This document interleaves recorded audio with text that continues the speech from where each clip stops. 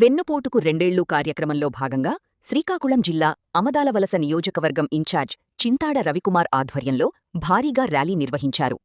చింతాడ రవికుమార్ ఆధ్వర్యంలో వైఎస్సార్సీపీ నాయకులు, కార్యకర్తలు ఆముదాలవలస వైసీపీ కార్యాలయం నుండి వన్వే జంక్షన్ వరకు ర్యాలీగా వెళ్లి నిరసన తెలిపారు. ఈ కార్యక్రమంలో వైఎస్సార్సీపీ నాయకులు, కార్యకర్తలు భారీ సంఖ్యలో పాల్గొన్నారు.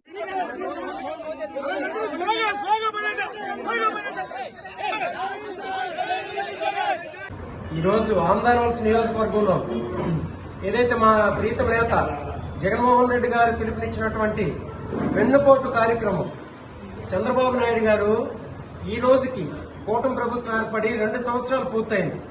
ఈ 2 సంవత్సరాలకు ముందు ఊరు ఊరా తిరిగి అనేక 133 హామీలు ఇచ్చాడు.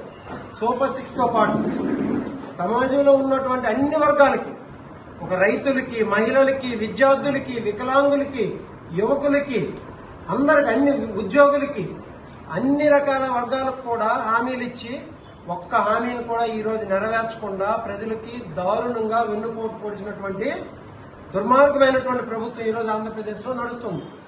మనందరికీ తెలుసు, మహిళలకి నెలకు 1500 రూపాయలు ఇస్తానన్నాడు.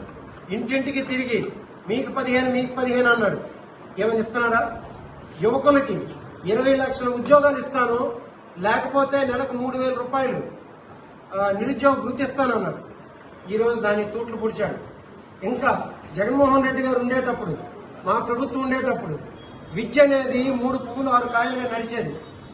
నాడు నేడు పెట్టారు, అలాగే రైతు విద్యా దీవెన పెట్టారు, గోరుముద్ద పెట్టారు, ఫీజు రియంబర్స్మెంట్ పెట్టారు. ఇవన్నీ కలిపి ఈరోజు వాటన్నిటికీ తూట్లు పొడిచి ఆ రోజు ఏదైతే ఒక మంచి వాతావరణంలో చదువుకునే వాళ్ళు ఈరోజు అది లేకుండా పోయింది.